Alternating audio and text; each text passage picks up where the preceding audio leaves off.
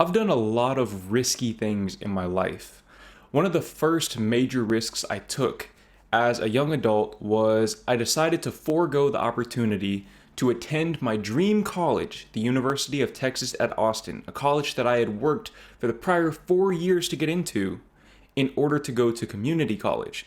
And the reason why I made that decision was because I had the foresight to recognize that taking out $100,000 in student loans at the age of 18 was simply not a sound decision, especially for someone who didn't even know why I wanted to go to college in the first place. Now, once I went to community college, I ended up taking another risk shortly thereafter, which was dropping out altogether. Because what I realized was that even if I go to community college for the first 2 years, I'm still going to have to pay $50,000 in student loan debt after I graduate from university because community college doesn't provide bachelor's degrees. Now, I just want to apologize in advance because this video is more than likely going to turn into a rant because out of all the things I have ever spoken about on this channel, I think this might be the thing that I am the most passionate about. That said, in this video, I'm going to be reacting to a few videos on TikTok about some people who are down atrocious, who are down abysmal when it comes to their student loan situation. These are the people who, when they were faced with that same decision at the age of 17 or 18, they decided to go to that university and stay in that university. And now they are suffering the consequences. Without further ado, let's go ahead and watch this first video right here. I just checked my student loans because I needed to get the information to someone, and I started with $80,000. I have been paying for 10 years. Last year, I paid $6,000 lump sum because that's really the only way to get it low. That took it down to $76,000 after I've been paying for 9 years. The grand total is I have paid $120,000 and I still owe $76,000. I think I might be late to the game learning about this. Student loans are... Listen, I definitely empathize with her. I feel the stress. Look at her face. She's not bullshitting. Look at the amount of angst and tension and stress on her face. And there's nothing you can do. When you have the student loans, you're stuck. You can't even file bankruptcy to get rid of them.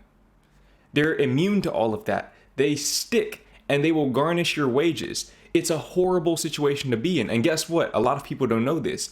But let's say, for example, you wanted to move to Europe. You say, you know what? I'm tired of being an American citizen. I'm tired of the gun violence and the lack of affordable and accessible healthcare. I want to move to Europe for a better quality of life and become a citizen of, let's say, the Netherlands. You go through all of the steps. You say, I'm ready to become a Dutch citizen. You can't. Why? Because for some of these countries, really for a lot of countries, you can't have dual citizenship with the US. And in order to renounce your American citizenship, you must have a $0 debt balance with the US government. In other words, if you have student loans that you borrowed from FAFSA, which is the governmental financial aid program, you are stuck. You are stuck. You are fucked. The loans are really messed up. Yeah, they are really messed up. So here's what's happening here. She didn't realize that making minimum payments with a high interest rate would mean her student loan balance grows as she tries to pay it down. So she's paid down $4,000 from her original balance while having paid $120 grand total for an $80,000 loan. Y'all, this is the reality of student loan. This is why you can't just make minimum payments. This is why you shouldn't get on these income-based repayment plans where it keeps your payment nice and low as a gift to you while your student loan balance balloons and balloons and balloons. It could grow 50%, even 100% if you make these minimum payments. You got to throw extra at it. Use the debt snowball method. Get these out of your life. Don't wait a decade. Listen, I feel like the prior generation, or a lot of people from the prior generations, don't really understand the gravity of how this is affecting people. Because a lot of the people who have these types of student loans, they're not necessarily going into law, medicine, or engineering. And that's one of the most common arguments that I hear is, well, you should have picked a major that pays more. Well, newsflash, we still need teachers. We still need public workers. We still need people to fill these roles that don't make $150,000. That's how a functional society is built. Fun fact, and I know this is gonna come as a bit of a shocker, but the only major that I found interesting when I was in college trying to decide what I wanted to do was urban planning, which is very ironic because I make a lot of videos talking about the difference in urban planning between the US and the Netherlands. But I didn't go into urban planning because I did the math. I ran the numbers in my head and I said, well, if I'm going to take out $100,000 in student loans for a job that caps out at $100,000 or $120,000, and that's after 20 or 30 years of work, that's just not worth it. It's just not worth it for me. So I'm very grateful every single day that I did not put myself in a position like she did. And I'm not saying it's her fault, but obviously it's her responsibility to pay them off. Now, me personally, I'm well aware of the fact that supply and demand is the underlying principle of any free market society. And because of that, I decided to do my part in lowering the perceived demand of college by simply dropping out. So maybe by me dropping out, I made her loans just a little bit less. I don't know. Obviously, there's not a one-to-one correlation like that. But I'm saying this to say that if more people simply watched videos like this one right here and made their decisions based on that complete picture of information, not just based on what their parents are telling them about how they need a degree, which is absolute bullshit in 2025, maybe the cost of college would drop because the demand would drop. I don't know. That said, let's go ahead and look at this next video right here.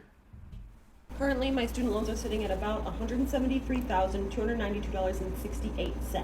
The average interest for all of the loans, because if you have student loans out, you know it's not just one giant loan, it's like... So, not to cut her off there, but right here it says BA and JD. So that's Juris Doctorate, I think. Basically, that's a law degree. So she has a law degree and a bachelor's, $173,292. That's a lot of money.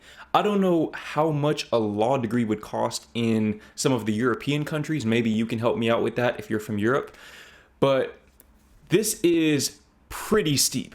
And here's the thing. So, fun fact, another thing that I considered doing when I initially intended on going to college was I was going to major in economics and then try to get into law school after. Now, was this largely influenced by my sister going to medical school and me feeling like I needed to live up to that expectation? Yes, if I'm being completely honest, it was. And I'm saying that to say that I almost put myself in this kind of position right here, which we're about to see is much worse than even what you see right here, simply for the sake of social validation, which I suspect a lot of people are doing in this day and age. And look, free will, everyone should do what they feel is right. But me personally, again, I am grateful every single day that I did not put myself in this kind of position. It's like 29 little loans. Average interest rate for those annually is 4.68%. Interest charge per month is $675.84 for next month. If I was to wait until the end of my forbearance period to start being able to pay, I would be accumulating an additional $11,854.86 in interest. Even though I paid off some of my...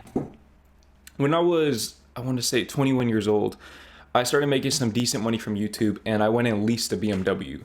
And if you've been following my channel since 2021, you know all about that situation. It was one of the worst mistakes I ever made in my life. Looking at these numbers right here, this is about what my BMW lease payment was. It was around $718 a month, so it was at the higher end of what you see right here. This is absolutely ridiculous. This is just interest, just for the interest, not even the actual loan, just the interest. Actually, I received a comment yesterday on one of my videos where someone was saying that they can't wrap their heads around the idea that $37,000 a year is not a sustainable salary for someone in America. They couldn't really wrap their heads around that because, of course, in Europe, $37,000 in a lot of European countries is more than sufficient. This is why it's not sufficient. Now, obviously, Most lawyers are not going to make 37,000. Most lawyers are going to start off anywhere from 75 to 100,000. But this is still very, very steep. And when you consider the fact that a lot of times in order to get that $75,000 to $100,000 job, you have to be in a bigger city. You think about the cost of living, you're paying maybe $2,000 to $2,500 in rent and all of the other expenses that come with that, plus these student loans. It's easy to see how you can put yourself in a very tough financial spot and be living paycheck to paycheck, even as a lawyer. And something else I forgot to mention from earlier, the reason why I ultimately decided to not pursue law, aside from the fact that it just sounded absolutely miserable, just personally speaking, maybe some people enjoy it, but I just wasn't one of those people. But the reason why I decided to not pursue that was because I found out that getting a law degree doesn't guarantee that you make $150,000 or $200,000 a year like I anticipated. My sister, again, she graduated from medical school. She's pretty much guaranteed to come out the gate making $150,000, unless she decides to do some sort of nonprofit work or something like that, which, by the way, society also needs. But I digress. She's gonna make a guaranteed $150,000 a year starting. As a lawyer, you could be making $50,000 a year, but you're still on the hook for all of this. That sounds like one of the most miserable positions you could possibly be in. Just my 2 cents. My other debts and am actively working towards paying towards others, this additional cost kills you. Unless you can throw $1,000 at it at a time, you are not really making any progress. You're just eating that money every month, which is why I haven't been paying towards it, because I'm not just gonna have that money being eaten when I need to actually feed my family. If you're also paying off a crap ton of debt, have student loans out the ass, hit follow, because I'm gonna show you guys how I'm paying it. Okay, that's it. Love you guys. Bye. So I know a lot of people probably think that maybe someone like her should have worked while she was in school. She should have worked her way through college and paid off the cost as she went. Now, I don't know how in the hell you think you're gonna make that much money as you go when you're a full-time student. I mean, what, 185,000 or I guess 173,000 without the interest. I don't know how you think you're gonna make that in 6 years as a student who's generally unqualified. But something that I saw in the comments, and I have to actually find the comment, but basically she said that I love that he was able to work, in reference to this person saying that her son worked his way through college. But she said, unfortunately, you're legally capped at 20 hours of work per week during law school, or you get your financial aid package taken away. And I did work those hours. 20 hours of work per week. When I worked retail at H&M, I worked around 20 to 30 hours per week. And that was not a whole lot of hours. So in other words, the system is rigged against you and you pretty much have to pull out those loans, or you have to come from rich parents. Next video. Everyone's always like, Brenda, why are you working so hard? Why are you doing a full-time job and posting on TikTok all the dang time? It's because I have $78,327 in student loans. And you want to know how much unpaid interest I accrued in the month of February? $523.93. And this is me paying at least a minimum of $2,000 per month. Started with a little bit over $150-something thousand because I had the bright idea of going to grad school so that I can graduate in a healthcare job to help people, but not get paid enough for the amount of student loans I had to take out. Now, my fault, I went to a private university, but still, it shouldn't be this hard to pay off student loans. But based on my PT salary alone, there is absolutely no way that I could pay this much with just that salary alone and live a breathable, decent life. Make it make sense. And again, there's gonna be at least 2 or 3 people in the comments who are gonna blame people like her for choosing the university she chose and choosing the major that she chose, without recognizing that this problem does not exist in the vast majority of the rest of the developed world. It's absolutely ridiculous. It's inexcusable. There should not be any sort of way that an 18-year-old can pull out that much money in student loans, in any kind of debt at all. It shouldn't be possible. At 18 in the US, you're not even legally allowed to walk into the store and buy a beer.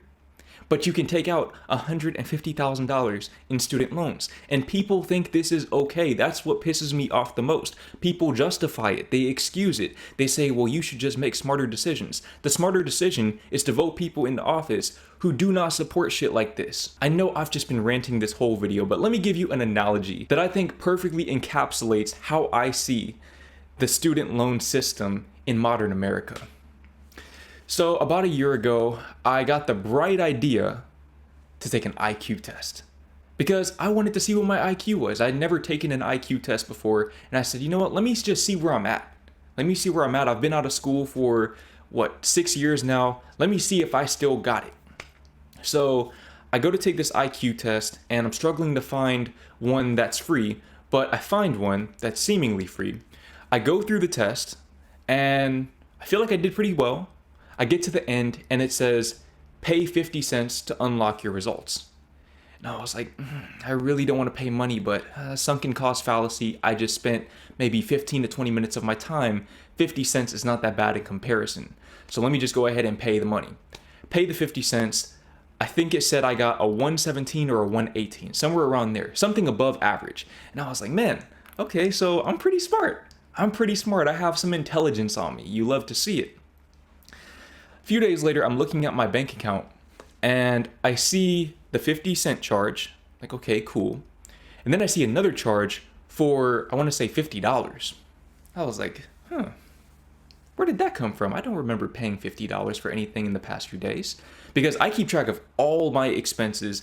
Every single transaction I make, I keep track of it. So I'm thinking to myself, I don't recall paying $50 for anything. So I look at it, and then I realize the transaction is from the same source as the 50-cent transaction. And that's when it clicked. I was like, oh, wait a minute. They charged me $50. There must be some sort of mistake.